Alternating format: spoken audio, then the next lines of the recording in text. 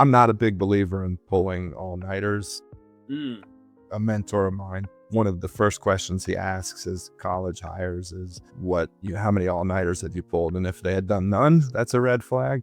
But if they've done more than one or two, it's a sign that they're not good mm, at managing their time. But the only time I think that you should, at any time I get into a flow state, I will work as long as I can until I drop, because my yeah. productivity is 10 times higher. So for me, and look, flow state isn't just related to work. There's Yeah, for sure. a lot of other things. For me, the things that I found to be conducive to flow state are, transcendental meditation to kind of calm the mind down and not listen to all of the noise. I think spending some time in the sauna, I think spending some time in the ice bath. I mean, Yeah. I think there's a lot of things that not necessarily are putting you in a flow state, but that create the context for the Yeah. relaxation and the ability to, like, let me do this. Hello, everyone, and welcome to the Business of Learning podcast. My name is Joao Camargo, and my guest here today is John Espey, who is the CEO and co-founder at Defiance Digital. John, thank you so much for being here today. Thanks so much for having me. I'm excited to have this conversation. Why don't we start off with you just telling everyone a little bit more about Defiance, who you guys are, what you guys do, and who you help?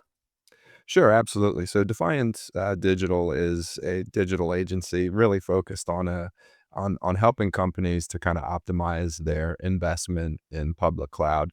Typically, most of our clients are pretty heavy on Amazon Web Services. We do a little bit here and there around Azure and GCP, but primarily in AWS and some of the related partners in the AWS ecosystem. As I Hmm. mentioned, it's mostly delivered as a managed service.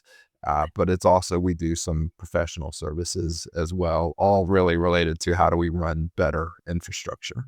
Awesome. And for someone who is listening and they're saying, I'm actually not too familiar with the techie side or the cloud side, can you give us some further context into not the full details of it, or else I'm sure we'd be here for hours, but some further context onto what that management in the back end looks like? Sure, absolutely. So as most people know, Amazon um, it isn't just the retail business Yep. that you see that you probably order from on a weekly, if not daily Yeah. basis. I do And a lot. yeah, absolutely. Myself as well. The front porch is constantly covered Yeah. with packages, but Amazon's been really smart, and they've kind of compartmentalized a lot of their offerings. And so you can buy bits and pieces of Amazon that they also use themselves. So if you want just the storefront, but you actually provide the inventory, you can do that. If you just want to use their search so that people can find the products, you can use that. And as Hmm. well with their computing infrastructure, and they call that AWS. It's the largest cloud, what we call public cloud in the world. Hmm. The other big two are Microsoft and Google, and then in Asia, there's a couple of other Yeah. clouds, but generally, speaking globally, Amazon is the biggest of them, and Mm. they've probably got about 250 different what they call primitives or various services. And in the old days, you could buy a computer, and then you could buy software. Hmm. You could store it in a data center. You could buy a connection, and then you could hire a consultant or hire your own employees and kind of configure everything, Yeah. build an application, and then run it. And Amazon really flipped all of that on its head. Everything that I just described is a very big capital expenditure. You're buying a computer that you Yeah. hope you get 5 to 10 years of usage out For of. sure. You're buying a piece of software that you're licensing that typically back then was capitalized, and now it's really operating Mm. expense. And what happened was that back in the day, a lot of people would buy more compute than they need normally, Yep. and you'd buy for, if you're a retailer, obviously you're going to need more compute capacity during your busy season in November and December. Hmm. Or if you're a tax accountant, you're going to need more in the United States in April, for instance. And so Yeah. you would typically provision things based on your busiest period of time. But then what happens when you're not using it? Well, it's just like your car sitting parked in a parking deck. Mm. So it's very similar to the concept of Uber, where you're getting more usage out of an asset. With Hmm. Amazon, you only pay for what you use. I think you can pay to the 1 second increment for Mm. some of their Really? services, and when you need for it to burst, it's able to burst. Mhm. All of that flexibility comes at the price of complexity. You need to understand what are the various components, how Yeah. do they work. Some components aren't going to be optimally suited to do certain things, but Mhm. you may not know that, and so you may build something and use one service, but then there's a whole nother service that's actually cheaper. And Amazon's really, really smart about a lot of things, but in Mhm. particular, they've realized, well, if we don't help our customers to understand the pricing and how to optimize their investment, they're probably going to go somewhere else. Mm. So they created uh, for that and a variety of other things that they realized, hey, people need to know how to use our services correctly. Yeah. They created what's called the well architected framework. And it's just a series of guidelines that they've published through the 15 plus years that they've been operating the cloud for themselves Mhm. around how to optimize the value of your Yeah. investment in Amazon. And they've Yeah. recruited a bunch of partners like us.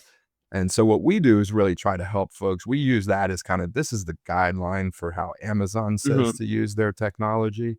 And you're free to go through it as a customer of Amazon and look at the specification. It's a big specification and Yeah. it's not Yeah. not necessarily easy to navigate. So if you're Uh-huh. a Bank of America or an Exxon Mobil or a Netflix, you probably have a staff of engineers who can figure this stuff out. But Mhm. where we come in and all the other well architected framework partners like us is to help smaller companies who maybe don't have the need to go hire 5 or 6 different DevOps or public cloud Mhm. architects to really drive those kind of best practices. Yeah. And then there's all sorts of related ancillary services that come out of that related to related to compliance, whether it's SOC 2, Mm. if you're a Yeah. publicly traded company, or if it's HIPAA, if you're dealing with healthcare data, or PCI, if you're in the payment space. There's all these different compliance frameworks and Mhm. different ways of managing that compliance. There's cybersecurity, and there's all sorts of vendors who have popped up and provide Yeah. solutions And to layers upon layers upon layers and layers and layers. layers. Yeah, Right. Yeah, exactly. that's And awesome. That's really cool because and thank you for sharing all that. I think um most people they see AWS all over the place. They see the logos and they're like, I know it's Amazon, but I don't know exactly sure. what that actually means. So it's great to hear that clarification. And you mentioned it's not for everybody, right? So you guys are making sure that you're really helping a certain type um of company when you are providing your services. Is there any specific industry or is it industry agnostic? And really it just comes down to the company size, what they're needing, and the things that they're doing internally. So in theory, it's industry agnostic. We can help anybody in any industry. In practice, I think that different industries have different cycles of Yeah. technology spending, and so right now we see a lot of fintech clients, whether it be insurance technology or property technology or other variants of Mhm. financial technology. We right now are selling, I'd say, to companies who don't have the infrastructure, the I shouldn't say infrastructure, but don't have the team to support Mhm. the infrastructure. So Mhm. that's probably a bigger driver of what's a good fit for a customer for us Mhm. than the industry. But definitely, if you looked at a roster of our clients, some flavor of fintech seems to be the folks who have a lot of this infrastructure. I think though that there are also companies, for instance, manufacturing companies, retailers, both online and bricks and mortar, Mhm. who maybe they're not looking to. A lot of our clients are cloud native and have never been deployed anywhere but in the cloud. But a lot Yeah. of the companies we talk to, and many of our clients, are looking and saying, okay, I've invested in my data center and that's maybe not going away, or maybe I think it might go away, but Mhm. how do I start to start how do I start to move workloads into the public cloud? And I think for a long time, for many companies, a hybrid cloud like that is going to Mm. be the answer. And hybrid cloud can be data center plus public cloud, or it can be multiple public clouds. There's no, Yeah. although Amazon's bigger, Google and Microsoft have made tremendous inroads and have played a great game of catch up. And in pure numbers, they're not as big as Amazon, Mhm. but it's impressive what those two have been able to do. Yeah, what I think one of the things that I start to surprise myself the more and more conversations I get, the more skills I build, the more I try to understand about business overall, is that how much data exists out there, but Mhm. also how much With data these giants have. It's actually scary. And one of the things that was interesting, I think a lot of the stuff that we do for our company as well has to do with paid traffic, digital marketing, etc. And I was talking to someone. Actually, I'll ask you this as well. Do you have any idea how much data Meta, so Facebook, has for each single user, individual user? How I many data points? I mean, it's more data than than probably in the Library of Congress at some point, I would Yeah. imagine, but So I asked this to someone, and it's 52,000. okay, 52,000 data points on every single user. So that's me, wow, you. Like, if you ask me 100 things about myself, I'll be like, I'll get to like 20, and then I'll really have to start sure, thinking. So it's so interesting to see how many of these companies have so much data, but also they can use it in such a a very efficient way, especially when people like you guys come in mhm, to really narrow down how to utilize the tools in the best way possible. So it's really, sure. really cool to see that. But what brings my curiosity even more is that when we first had our conversation, John, you mentioned that you have had other ventures in business as well. You mentioned Mhm. that you've had a few exits back in the day too. So I would love to learn a little bit more about those. But before we even dive into that, what made you start Defiance Digital now after all the other companies that you've built? Sure. So, I think with Defiance Digital, when we first started, we were kind of we had acquired a digital agency in the more traditional sense that was helping out with ad buys and doing things like that, and we had done some investing in other companies, a partner of mine and I, and we bought an agency to try to start for the companies we had invested in Hmm. doing some of the digital ad buying. And they had started to move into consulting. And so I've been involved with three other consulting IT consulting businesses before this, and you know, we weren't shy to do some of these consulting Yeah. projects, and we ended up Hmm. eventually shutting down the ad buying part of that business. It Hmm. just wasn't a great fit for what our portfolio Yeah. needed, but the consulting part of it um, really took off. And what we saw, we didn't start out saying, let's build an infrastructure business, because the other three consulting agencies that I've been heavily involved with, and before that, I worked for a couple that where I wasn't an owner or partner in them. But we're really much more focused on application development. And so when we Mm. started out, we were doing application development, but we were seeing a lot of what you call DevOps related work. Yeah.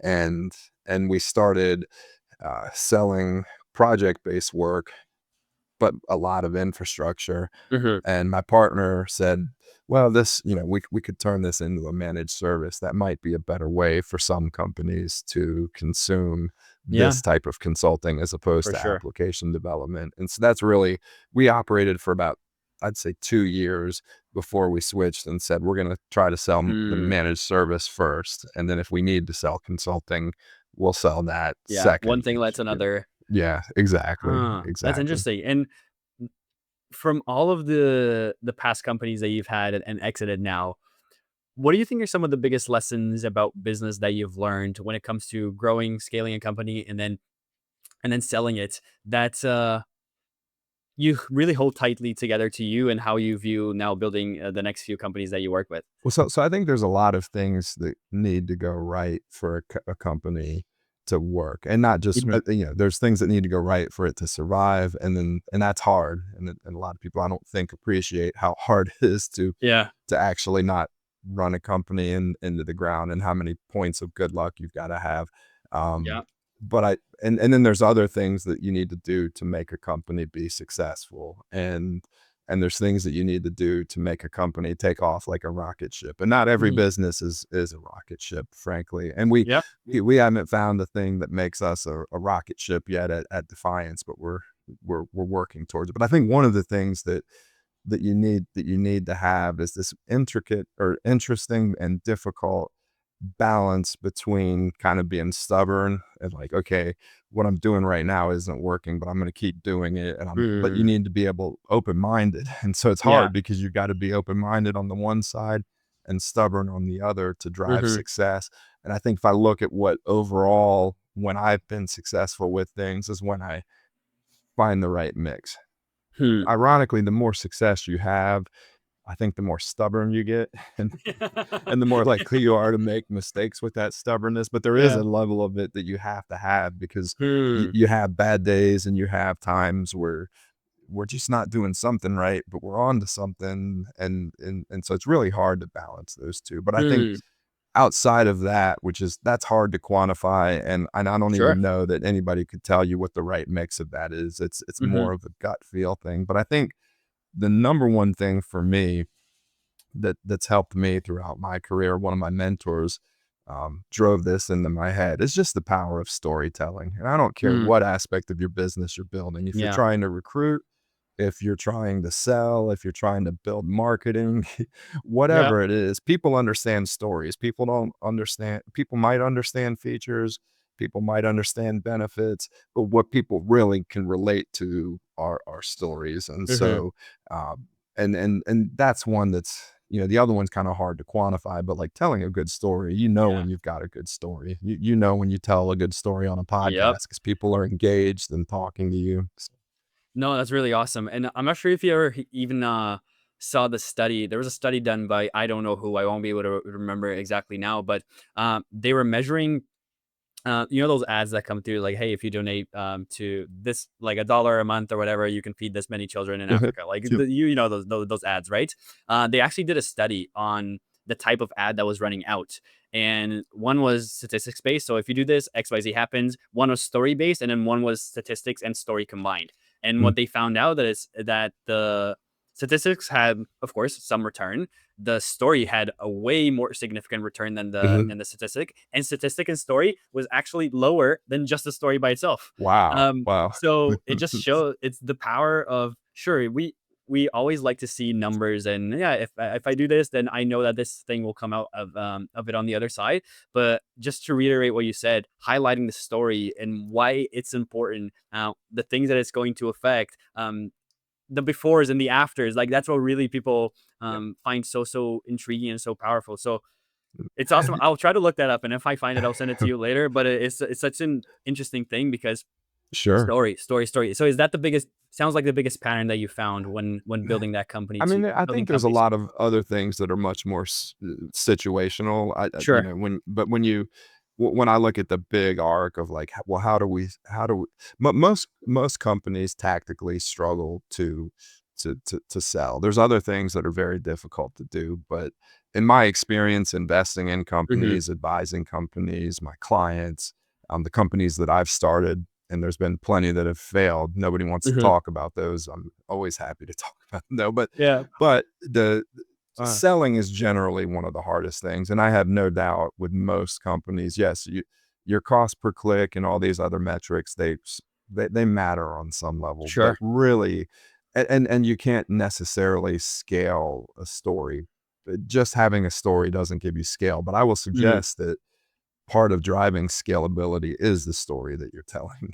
Hmm. And I know I firmly believe in terms of building a culture for a company, there's no other better sustainable long run competitive advantage that you can build than a culture. Hmm. And my experience has been, yeah, building the best way to build that is the stories. What are the myths that we tell? What are the things that people are going to remember long after I'm gone from this company? And those are the stories. But there's other lessons I've learned. There's things, there's questions about when should we focus on growth? When should we focus on profitability? Yeah. There's a lot of interesting things I've learned. I think authenticity, I think empathy for Hmm. employees, a big part of any founder's job or any executive in the company. To me, it's funny because people like to joke about the HR function and complain about the HR function. But at the end of the Yeah. day, getting your employees and keeping them motivated and happy is wildly important. And I think Yeah. organizations where the bosses have empathy and are actually listening to the people tend to perform better. So I think there's a lot of other Yeah. things that are important, but for me, the storytelling is just one that jumps out, and companies that struggle to I can't tell you how many companies I see where they've got a great product or a great idea, and they're just really struggling to sell it. And it's like, well, get your Mm. first customer because that's going to be the use case, which is the Yeah. story, and then figure out how to apply that to other people. So that's why I usually lead with that one. But there's certainly Yeah. Of course. lots of other Uh, things that if you don't do well are gonna, Yeah, we could be here for a couple hours, yeah, I know, yeah, exactly. but 1,000%, and I completely agree with you. And I would love to understand for you now in Defiance Digital, what you guys are currently, doing.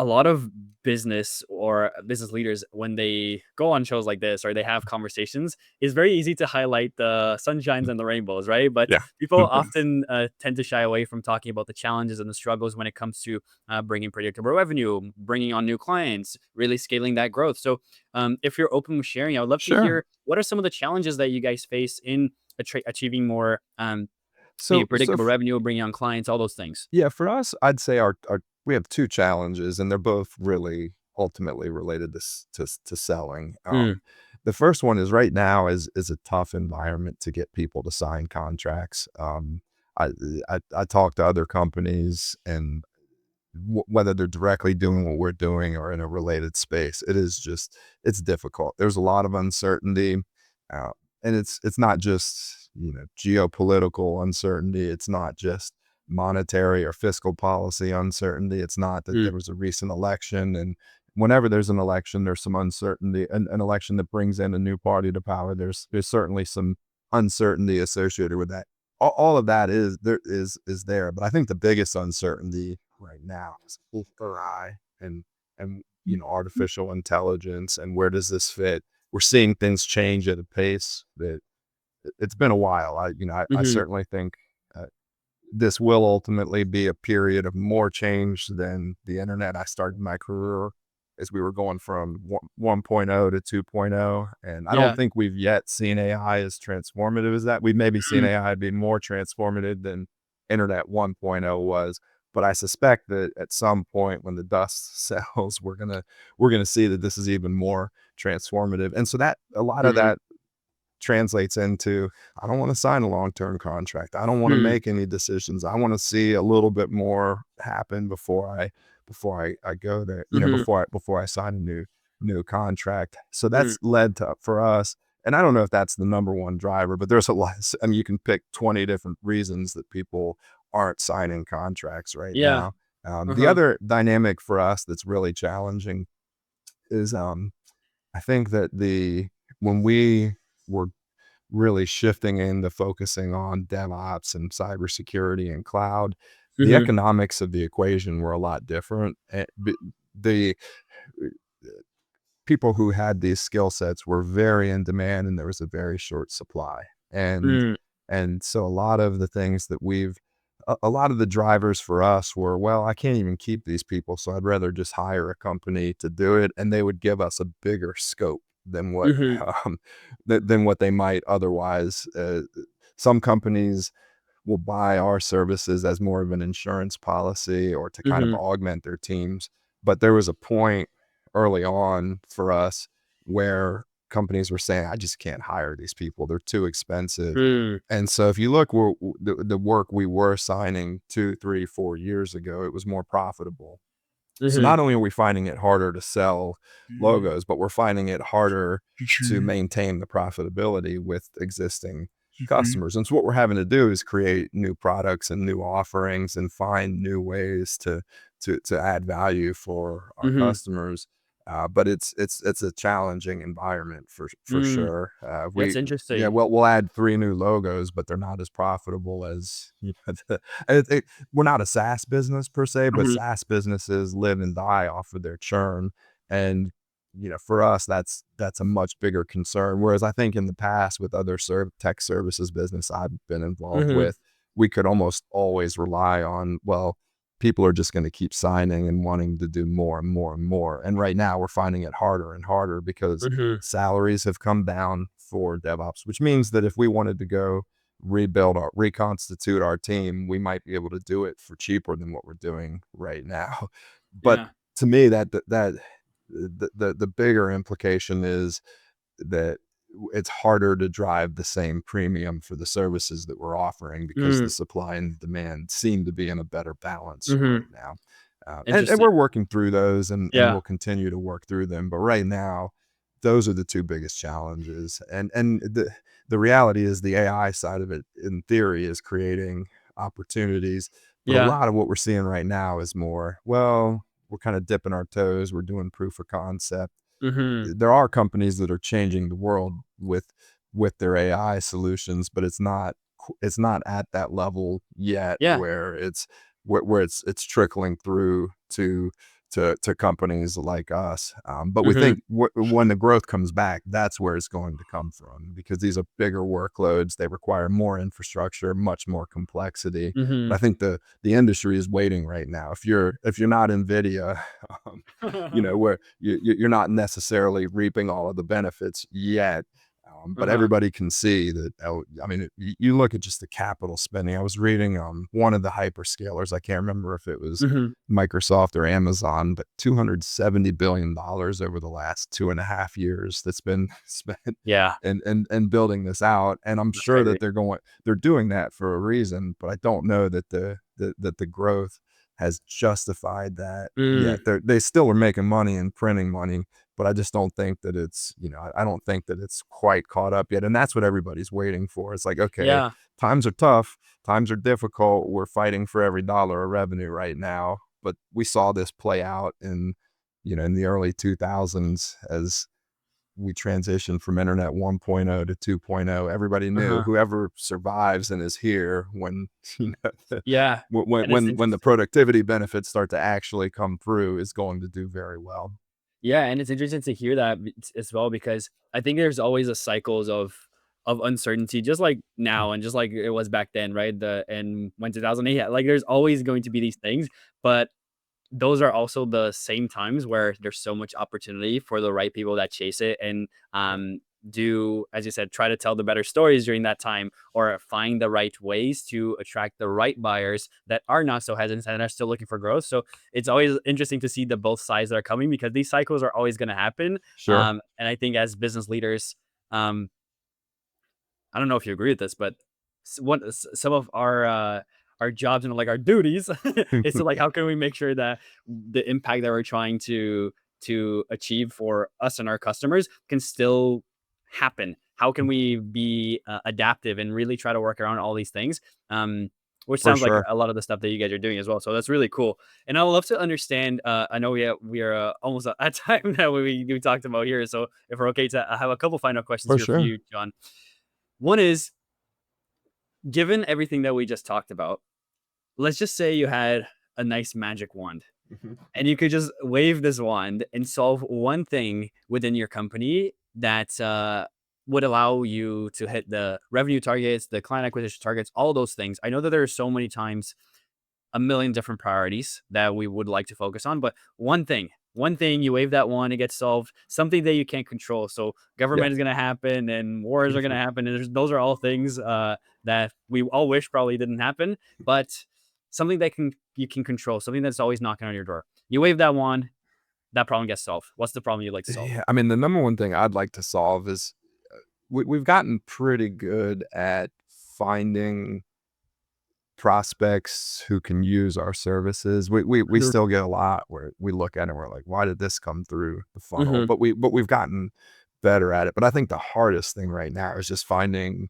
the right time for somebody, like the Mm, purchase intent. Like we're still mm, not finding people at the point in the buying cycle. Because for us, we're typically signing 1, 2, 3 year contracts.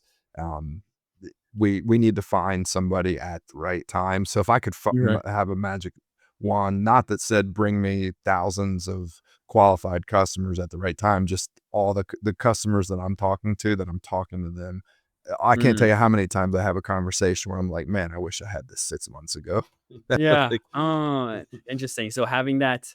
like trying to catch them when they are at the highest level of awareness that they Yeah, need the solution. They know they have the problem, and it's like, exactly. you are my solution, please, please help Yeah. me. Interesting. I like And that. I look, don't get me wrong, I'm Yeah. sure that there are ad buyers out there who know who could do better targeting and figure that out better for us. We just don't have the resources or the data, you know, Mm, to achieve that. And so we have more of a, well, let's try spending a little bit more and just play the mhm. numbers so that we get a little bit more coming in, and maybe we waste a little more time with people, or you know, we need to make sure that we sometimes you get there too early and it's like, well, these folks are really going to need us, but it's going to be Yeah. in 6 months. Yeah, Yeah. it's gonna take time, so that Yeah. sales cycle gets prolonged and all those things, Yeah, right? exactly. Interesting, yeah, I like that's a good answer, I like that, and then I have one final question here for you, John, which is actually not a question from me, it's a question from our last guest to you, and they had no idea who you were. So, here's the question, you ready? Awesome. This is an interesting one, I haven't heard this one before. What is the thing that puts you into flow state? Wow. That's a great one. I mean, that's an important thing to know, because I was talking with somebody before. I'm not a big believer in pulling all nighters. Mm, A mentor of mine, one of the first questions he asks his college hires is, how many all nighters have you pulled? And if they had done none, that's a red flag. But if they've done more than one or two, it's a sign that they're not good mm, at managing their time. But the only time I think that you should, at any time I get into a flow state, I will work as long as I can until I drop, because my yeah, productivity is 10 times higher. So for me, and look, flow state isn't just related to work. There's yeah, for sure. a lot of other things. For me, the things that I found to be conducive to flow state are, um, transcendental meditation to kind of calm the mind down and not listen to all of the noise. I think spending some time in the sauna, I think Mhm. spending some time in the ice bath. I mean, Yeah, I think there's a lot of things that not necessarily are putting you in a flow state, but that create the context for the yeah, relaxation and the ability to, like, let me do this. But I also think there's just a lot of prep work that goes into getting into a flow in the mm, flow state. If you're I do jujitsu and I'm terrible at it. I'm 2 years in and I'm just starting to, like, I'm at the phase, like, I liken it to learning a language, and, like, I know a lot of words where I should, in theory, be able to have a conversation, but mhm, anybody who's learned a second language knows the words aren't what get you a conversation. It's the yep, phrases, right? yeah, It's the situational awareness, uh-huh, and and that's where I'm struggling in jujitsu, and I mhm, don't get into a flow state very often for that reason. But I think the only way to get there is to just keep doing the repetitions, mhm, keep doing the drills, mhm. keep practicing it, and eventually I think that leads to, if you've got the right mind state, you've got the right nutrition, you're probably much more likely to get into a flow state. Yeah, because then you're putting yourself into that, repeated environment of like, "Hey, Mhm. here's what's going to set me up to achieve the thing that I want to achieve," and right now for you, Sure. it's jujitsu, right? And it's funny because, I'm originally from Brazil, so jujitsu is like a You huge guys thing create I there, mean, you right? didn't create it, but you perfected it Yeah, so it's cool, and one of my godfather, he's a black belt, and he black or blue, I think he's a blue belt, and so he's like really really good, and he's like, "Yo, come try it once," and I tried it, I believe, maybe 5 or 6 years ago, and I got my ass handed to me, and I was like, you know what, maybe another time. So Yeah, yeah, I mean, I was, like, 3 months in, and a blue or a purple belt came to me and was like, "What are you finding so far?" And I'm like, "I'm just getting my ass kicked every day, like, yeah, when does this stop?" And they're like, it You're doesn't. 2 or 3 months in." They're like, Wait until you've been here 6 months, and then the new people that come in, you'll kick their ass." That's so funny. That's so funny. But it's also how we learn skills and grow everywhere, right? In business, jujitsu, in health, and relationships. So it's part of the process. But John, thank you so much for your time. This has been such an incredible chat. Learning a little bit more about you, about your experiences. Where should people go if they want to learn even more about you and about Defiance Digital? Sure, they can, go to our website, defiancedigital.com. That's probably the best place to go. We haven't been very active on social media, but we, from time to time, put a little bit of energy into our social media accounts, but that's probably the best place to go.